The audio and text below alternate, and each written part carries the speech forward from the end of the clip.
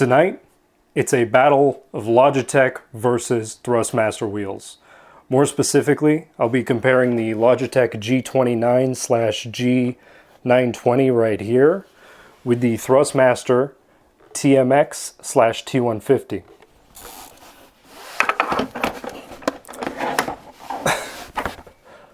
Along with the brand new Logitech G923 and the Thrustmaster TX/T300. These are heavier than I thought they would be.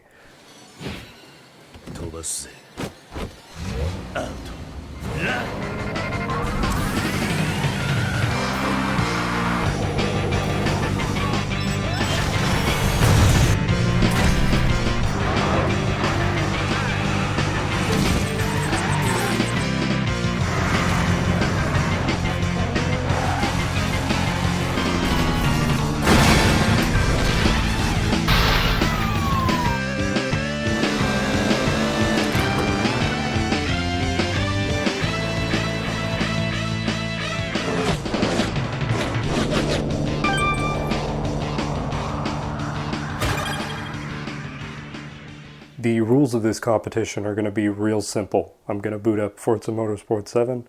I'm going to run 10 laps around Road Atlanta in the MX-5 Cup. And then I'm going to measure the time on each wheel, and I'm going to give a score based on the overall feel of it. And I'm going to give you some impressions along the way. So let's get started. So this is the Logitech G29/G920. It's a little bit confusing. Basically, the 29 is the PS4/PC version, and the 920 is the Xbox One/PC version. So you are locked onto a console depending on which one you pick. While either will work with PC, which is a little bit frustrating, but it is what it is. Now, the differences with the PlayStation and Xbox version is that the PlayStation one gets a few extra buttons and like a traction control adjustment knob down on the bottom. I don't miss that too much, honestly. It is what it is. As far as the 29, either version of it is concerned, I would say this is pretty much the standard for like an affordable mid-level wheel. If you really want to get into like an immersive experience, not a pro level experience, but you want an immersive driving experience and you really want to enjoy it, this is the one you go for. And if you don't want to spend a ton of money at the same time. Very well put together feeling materials. Everything you touch, especially, you got leather wrapped stuff here, got metal here. Not too much hard plastic going on, except for like the motor casing here. As far as the motor is concerned, it is a gear-driven motor. So there is the issue of it being a little bit louder than like a belt-driven or a direct drive motor. It's not too loud for my tastes. The smoothness of it could be a little bit better. When you rotate it, you can feel the clicks of the gears inside there, but it's not like a deal breaker. You also have the Logitech driving force shifter over here, which is often sold separately. You might be able to get it in a bundle, but it'll plug right into here. And then it also comes with the pedals here, which the pedals are definitely my least favorite part of the G29. And people have talked about this issue all over the internet. As far as the clutch and the accelerator, they're just fine. It's all in the brake pedal. Now, the issue with the brake pedal is that it has like basically a rubber puck inside of it, which it will stop your foot. It's meant to give a realistic amount of brake pedal feel to try and enhance that experience, and not just push to the floor immediately. In theory, it's supposed to tighten up you more the more you push to try and be realistic. In practice, your foot will basically push the brake down, I don't know, 70-75% of the way, and then just feel like it's stopped and it's hit a wall, and that's your foot hitting the rubber. and you have got to mash the hell out of it to try and get 100% out of it, which is probably easier if you have it bolted down. On my carpeted floor, pretty much impossible. So I have to adjust the game to actually compensate for less brake pedal travel. That's really the only way around it for me. But another big way around it, because people have noted this issue, is they've come up with mods you can do where you take the brake pedal apart, you pull the rubber out, and you basically replace it with a softer foam type material, which is going to give you a more progressive feel when you push the brake. And of course on the G923, which I'll also be reviewing in this video, they have addressed that issue, and it is much better. Conclusion on this wheel, if you want to spend a little bit more than what you would get with like a Hori wheel, you know, you want to get into good quality force feedback for not a lot of money, all things considered, this is the one you want. And then if you really love this one, you know, you might want to consider plopping down a little bit more money in the future. But to get you started off, this is going to be a great value. I'm sure you can also pick them up used online for a little over $100, because this thing's been around for like 4 or 5 years at this point, and I'm sure there are plenty to find on the used market. Now, after 10 laps with the G920, I had a total time of 18 minutes 30 seconds, .528, and the fastest lap time was 149.146. Pretty quick, if I'm honest. I think I did pretty well with all of these. And the overall feel as a baseline, I'm going to say that's about a 7. You know, pretty good, pretty direct, nothing too groundbreaking or special, but still pretty good. Here we have the Thrustmaster TMX / T150 for you PlayStation people.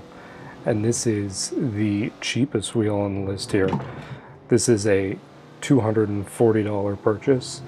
There is a $200 version of this wheel, but you do not want that by any means, because the pedals the $200 set comes with are frankly just junk. They are cheap light plastic, and they have no feel, basically on-off switches, and they will flip over as soon as you try to hit the brake. So yeah, $240 version gets you the 3 pedal set. Same 3 pedals you would get with the $400 version of this. And as far as these pedals go, they are not as good as the Logitech pedals, I would say. The clutch and the gas pretty much exactly the same as you would expect. The brake, however, is very soft compared to both the Logitech models here. And you don't get a lot of feel. It makes heel towing a little bit complicated. You got to do some contortions to get it to work sometimes. As for the wheel itself, the motor is more powerful than the Logitech wheel, the G29. It has a belt-driven motor, which gives it a little bit more oomph. It does make a little bit of noise on center, which is fine, I guess. It's just like the noise of that belt rotating around. And as far as the wheel itself, it's very cheap. They definitely spend all their money on the motor here. You probably can't tell just looking at this, but this thing, all plastic, hollow plastic at that, and the rim itself is a little bit thinner than what you would get on the Logitech, which the diameter also feels a little bit less. Overall, I feel like your hands are probably going to cramp up quicker on this one than on either of the Logitechs. Even the face buttons on this thing feel cheaper than Logitech. And the annoying thing is on the Logitech ones, they kind of replicate the button layout of a standard controller, so you know where everything is as soon as you get on the thing. But on this one, they just kind of put them wherever. Like you've got A and B on the right, X and Y on the left here. I also like the desk mounting much better on these Thrustmaster wheels. It's got like an actual bolt in it to clamp it to the bottom of there, and you know, as soon as you tighten that thing down, it is not going anywhere. I have had a little bit of slippage issues on the Logitechs with my particular desk. Also got the TH8A shifter over here, which is pretty nice. If you can see, it's got pretty much metal from top to bottom versus the Logitech shifter is pretty much all plastic.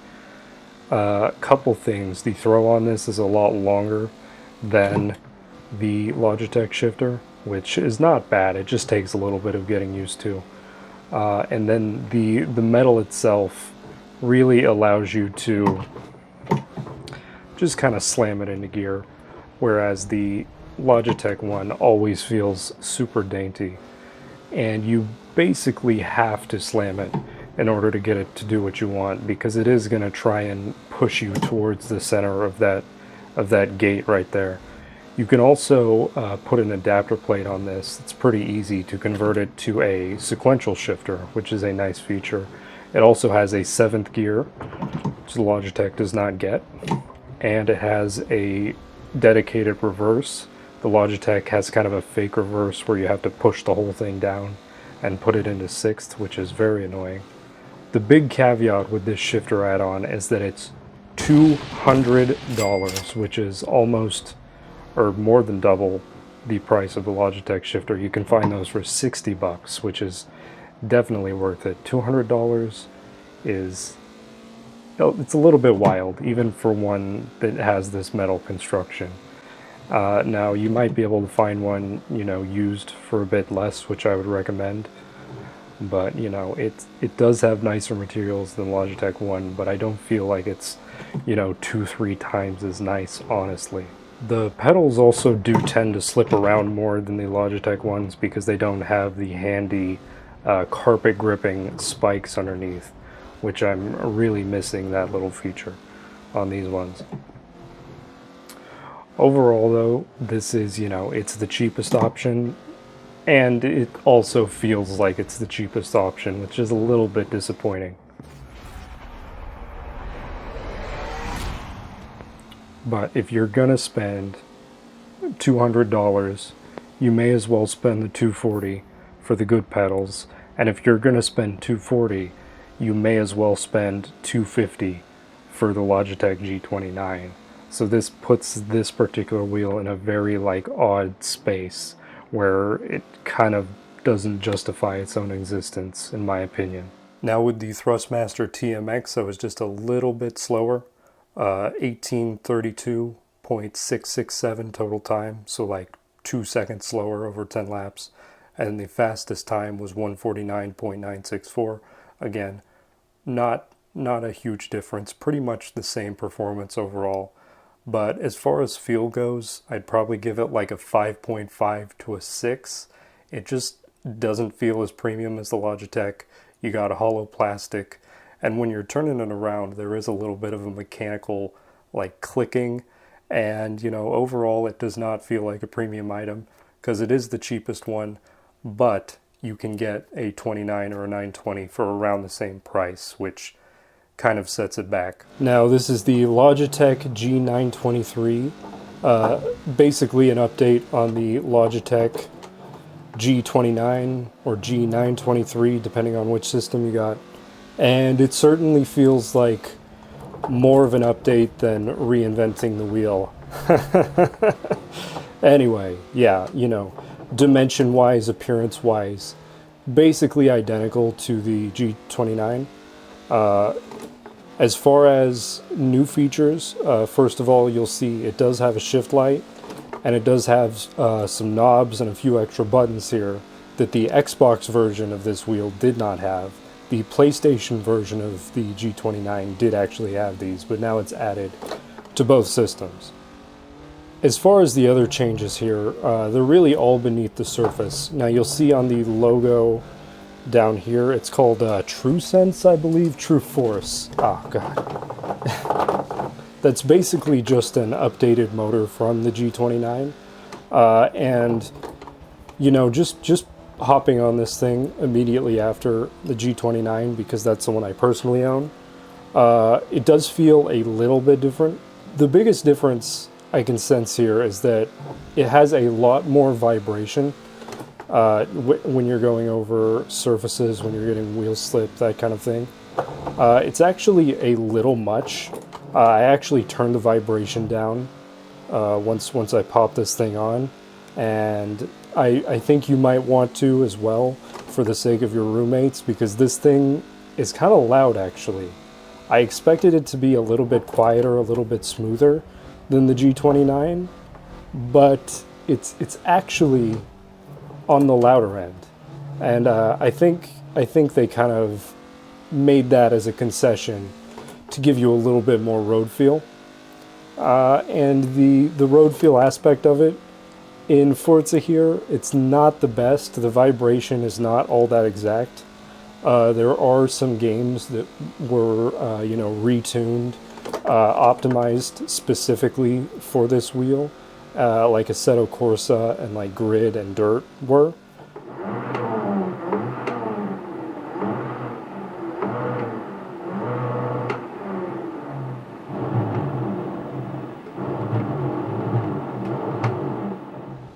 But in Forza here, I don't think it's all that worth it, honestly.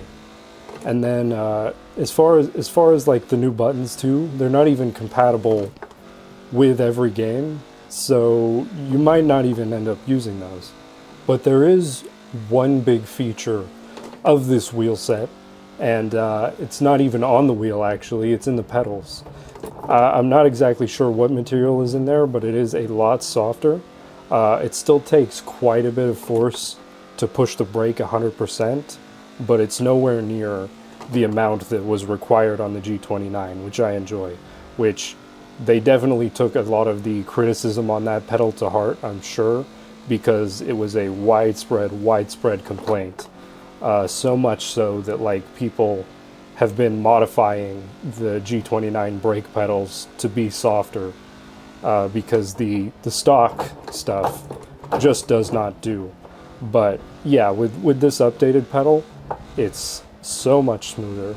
My G29 pedal is not modified, and I'm gonna hate going back to that thing after this one. I'll probably have to do the mod on mine just to put it in line with what I'm experiencing right now with this updated pedal. The gas and clutch as well, pretty much identical to the old ones as far as I'm concerned, which is fine. There was absolutely nothing wrong with those before.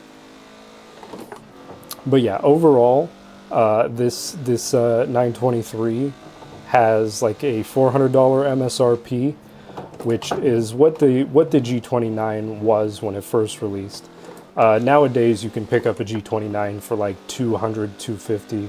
As far as the 923 price is concerned, I would not pay nearly twice as much money for this updated one, especially considering that the extra buttons here are not going to work with every game, and the new vibration motor is not really going to add that much unless it's with games that are optimized for it. So if you play a lot of Dirt or something, it might be worth it for you. Really, I would rather pick up a G29. You get it on a Black Friday sale or something for much cheaper, and then just do the pedal mod. Once you do that, it's going to end up feeling probably about 90–95% as good as this one does, honestly. Then with the G923, it was slightly faster than the 29, 18:27.538 for the 10 laps. So, 3 seconds faster than the 29 overall. And then the fastest time was 149.098. So just a little bit faster than the 29 and about 1 second faster than the TMX. And as far as feel goes, I would probably give it an 8, just a slightly better bump over the 29, because it does have that added vibration to give you a little bit more feel. As far as the materials on it goes, it's identical to the old one, but the vibration does add a little bit, not too much. It's not going to knock your socks off, but it is going to give you just a little bit more. I don't know if it's worth, almost twice the price, but It's what it is. So here we've got the Thrustmaster TX / T300 for the PlayStation version. And at $400, this thing just feels a cut above the rest. I'm drifting around here, but yeah, this thing just feels a cut above the rest. The motor is a belt-driven brushless motor, and it definitely feels like a pretty steep upgrade over the T150 / TMX, and it definitely feels better than both the G29 and the 923. It gives you the most direct feeling without hardly any vibration apart from what you get from the road, and with hardly any noise. Really the only noise you get on this is, you know, after driving for a while, it does warm up and a fan kicks on. The fan is still plenty quiet, like you can't really hear it unless you put your ear right up to it. So overall, very silent operation on this thing. Using the same pedal mat here I used on the TMX. You know, I've gotten used to the softer brake pedal. I don't mind it as much now that I've got some time on it. You know, it's really up to your preference. It can slip around a lot, not too much, as long as you reset it, you know, every race or two, you'll be fine, really. As for the wheel itself, it's pretty much the same layout as the TMX, but the material is so much nicer, because like the Logitechs, you've got aluminum here, leather wrapped around the outer edge. Much thicker too than the TMX, which gives it a better feel. The button layout is about the same as the TMX, not my favorite, not the most intuitive layout, but you do get used to it after a while, so it's fine. It's also got a little adjustment knob here similar to what you get on the 923, and it's got the same very sturdy mounting system as the TMX. The real party trick of this system is that you can actually swap the wheel here.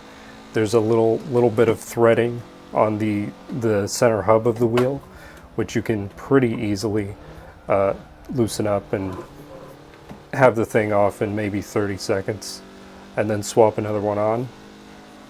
They do have a pretty nice variety of rims available. They've got some Ferrari rims, they've got some sports car rims, and they've got open wheel Formula One style rims, which I got one of those sent to me as well. And then this wheel pairs very well with the TH8 shifter, which once you get used to the longer throw on this, it is quite nice. You can really put some muscle into it when you're using it, which is very different from how the Logitech feels. In this footage, you're probably not going to be able to see the difference with this particular wheel, why it costs so much more. You might be able to hear a little bit of a difference because there's almost no noise coming out of this thing, but it just gives you overall better feel. The only drawback I would say on this one is that when you're not actively turning the wheel, when you're going straight or you're mid-corner, it does feel kind of numb, like there's very little feedback coming out of there, but you don't really need that much feedback when you're, you know, not actively adjusting your angle. So it's not a huge deal. It's just, you know, a little bit immersion braking as far as that goes. But yeah, I feel like this gives you the quality and the road feel that is not going to be matched by almost anything else at this price point. Thrustmaster makes another more expensive wheel in the $700 price point. There's also a bunch of Fanatec stuff in that price point, and even much higher than that price point. So I haven't got the chance to go on those. Those might rock my world even more than this one, but given my current experience, like, this is a quality product that I really love, and I'm gonna be so sorry when I have to send it back. Then we've got the grand winner, the Thrustmaster TX, which had a total time of 18:21.834, so about 9 seconds faster than the G29, with a fastest lap of 148.296, so almost a whole second faster than the 29, which, you know, is doesn't sound like much, but when you're doing time attack, that's actually a pretty stark difference. And then the feel of the TX also, I'd say, was by far the best. Like, very quiet engagement on the motor, very nice materials, nice aluminum, nice leather around it. And then the only thing I would dock on the feel is it does feel kind of numb when you're just tracking straight and you're not turning the wheel, but that's not really a deal breaker. So overall, I would probably give the TX a 9 on field score. As for a final verdict, if you're looking for a budget option to get you into sim racing as cheap as possible, you know, in the $200, $250 range, I am very satisfied with my choice in the Logitech G920/29 right here. Overall, it feels more premium than the TMX/T150. Better materials used, better feeling motor, and you really can't go wrong with it at this price point. But if you're looking to spend a little bit more, you know, $400, I would go for the T300/TX right here. You know, the motor feels much better than the comparable 923. The materials on it are about the same. Pedals are decent on it, and the swappable wheel feature right here is a nice bonus to have as well.